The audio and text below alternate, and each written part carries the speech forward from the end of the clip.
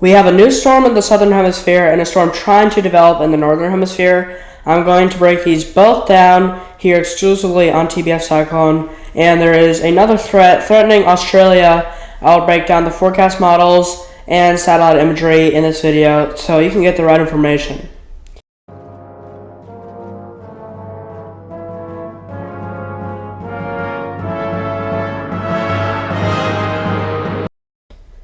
It's TBF Cyclone. Happy Sunday, January 4th, 2026. Just to start off with Tropical Disturbance Grant, it currently has 35 mile an hour sustained winds. It has weakened to Tropical Depression Equivalent 35, which is below 40 mile an hour.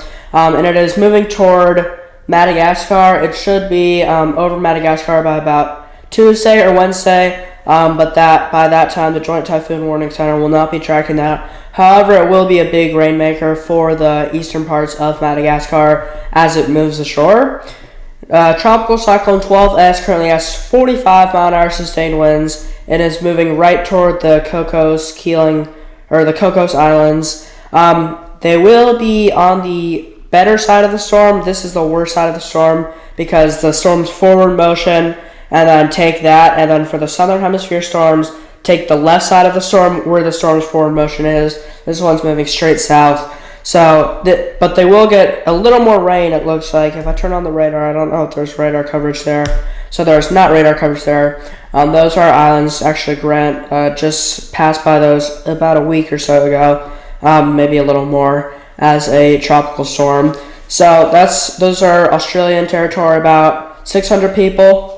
Alright, Invest 90B currently has 15 mile an hour sustained winds and a low chance of development in the next 24 hours.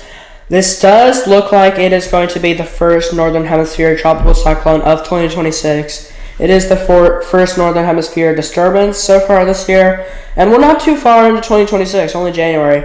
Last year it took till late May for us to see our first storm. The forecast models, starting with Google AI, starting with 12S and Grant.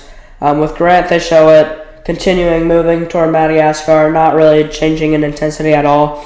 And then with this other storm, they show it by January 6th reaching its peak intensity of 62 knots, so about 70 miles an hour, nearing 75. So that could be almost hurricane equivalent.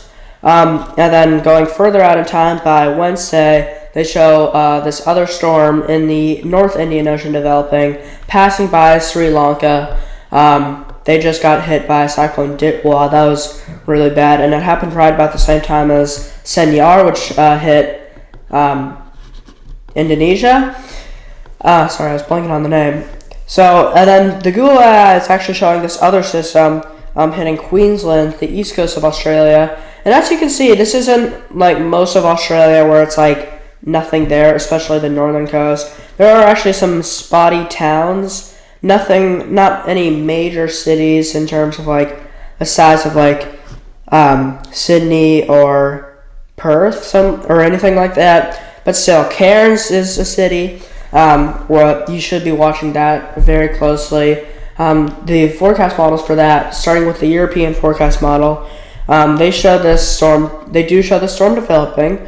They do show it developing as we go. We'd have to go into the weekend, probably about by Friday, Saturday-ish.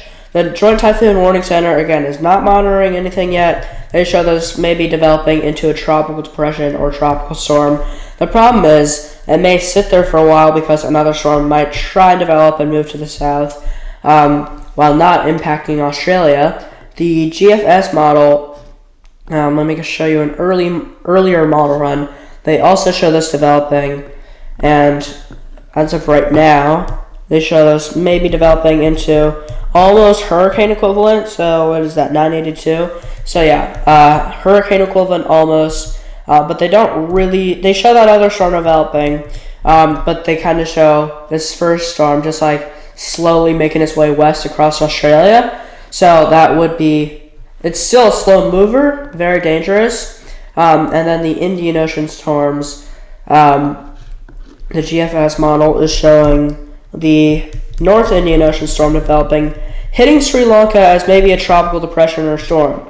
They're still recovering from Cyclone Ditwa, which kind of just sat there with this other storm. They actually show the other storm dissipating, but then the current storm dissipating, and then maybe something following that. The European forecast model, they